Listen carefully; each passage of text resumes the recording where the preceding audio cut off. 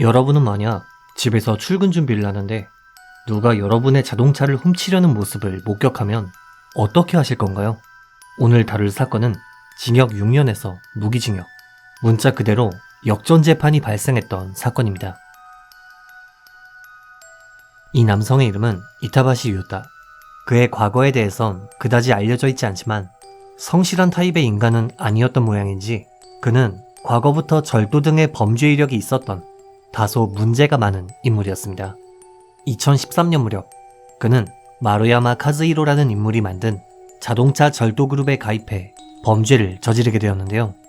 이 자동차 절도 그룹은 상당히 치밀하게 구성되어 있어 차를 훔치는 역할, 폐차장으로 옮기는 역할, 해체업자 등등 각기 담당한 업무가 달랐고 발각되기까지 무려 500대 이상의 차량을 훔치는 등 상당히 악질적인 그룹이었습니다.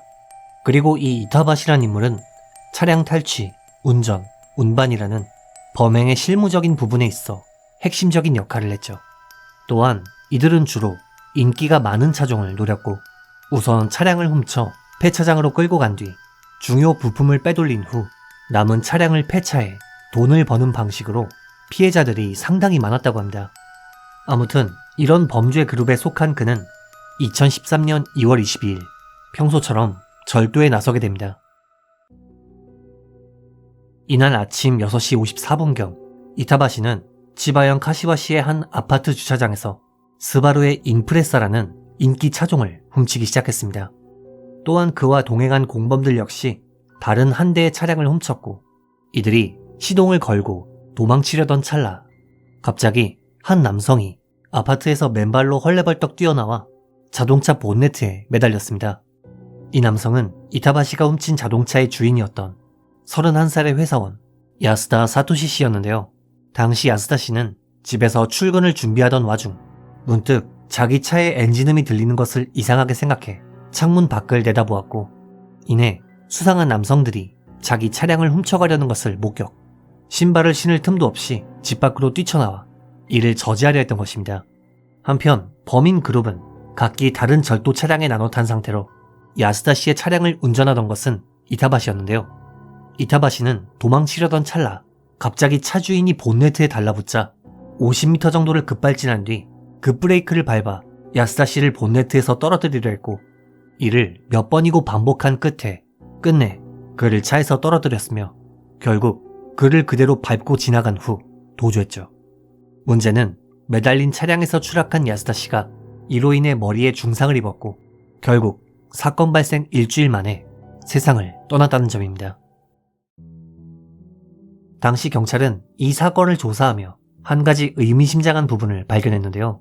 바로 몇 년 전부터 범행 발생 시기에 걸쳐 치바현이나 도쿄 등 수도권 인근 지역에서 인기가 많은 차종, 특히 인프레사가 도난당하는 사건이 무척 빈번했다는 점입니다. 이에 경찰은 차량 절도 그룹이 존재하며 이들이 계획적, 반복적으로 범행을 저지르고 있다고 추측, 본격적인 수사에 나섰습니다. 한편 범행 발생 후 약 4시간이 지났을 무렵 치바현의 한 회사 주차장에서 신고가 들어옵니다. 신고 내용은 평소 본 적 없던 차가 주차장에서 불타고 있다는 제보였죠. 현장에 출동한 경찰은 차량의 번호판을 조회했고 그 결과 이 차량은 피해자 야스다 씨의 것으로 밝혀졌습니다. 즉, 범인 그룹은 뺑소니를 저지른 후 차에 남은 지문, DNA, 채모 등의 증거를 인멸하기 위해 차에 불을 질렀던 것입니다. 한편 이들이 훔친 다른 차량은 치바현 소데가우라시의 한 폐차장에서 해체된 상태로 발견되었는데요. 그리고 이로부터 약 10개월이 지난 2013년 12월 7일 경찰 수사 끝에 마침내 범인들이 체포됩니다. 당시 체포된 것은 범죄 그룹의 리더인 마루야마, 실행력인 이타바시, 그리고 그 외의 공범 2명이었습니다.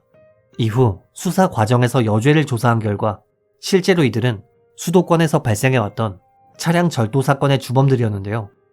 결국 이타바시는 강도살인, 상해, 절도 등의 죄로, 공범들은 절도로 각기 기소되었습니다.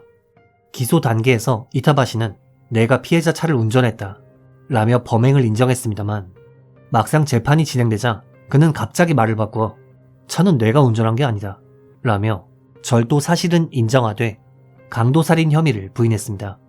당시 검찰은 본네트 위에 피해자가 매달려 있었음에도 차량을 고의로 급가속, 급제동해 떨어뜨렸다. 이후 명백히 그 위로 차를 몰아 살해 의도를 실행했다. 이는 위험성을 충분히 예견 가능한 행동으로 범인은 이 사실을 알고도 실행했다. 또한 공범들 역시도 모두 이타바시가 차량을 운전했다고 진술했다. 라며 그에게 무기징역을 구형했습니다. 반면 변호 측은 운전자가 명백히 밝혀지지 않은 상태에서 살인죄를 논하는 것은 적절하지 않다. 설령 운전한 것이 맞다고 해도 패닉 상태에서 벌어진 사고다. 고의성이 전혀 없었다.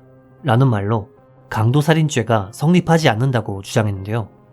그리고 1심에서 재판장은 판결문을 통해 피고 이타바시를 운전자로 단정할 수 없다.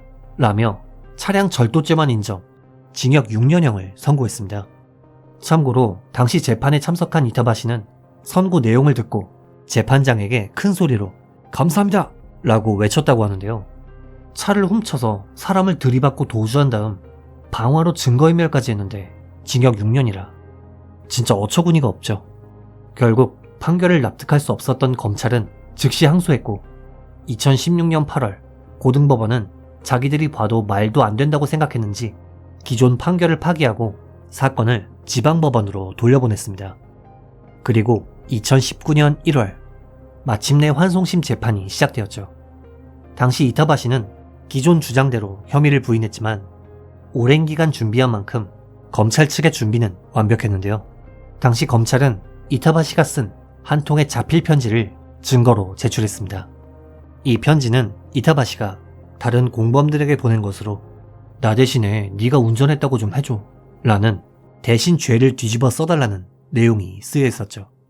이는 즉 이타바시가 스스로 자기가 범행의 주범이라는 것을 시인한 증거로 받아들여졌고 재판부는 판결문을 통해 자신의 범행을 타인에게 전가하려 시도했다.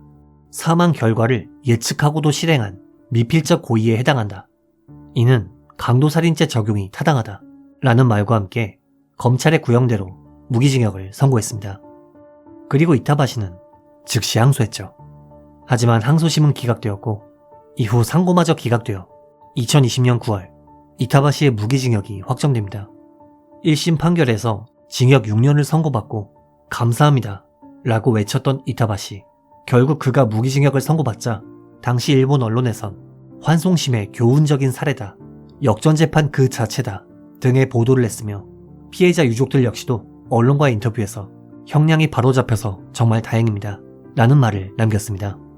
이번 영상 어떻게 보셨는지요?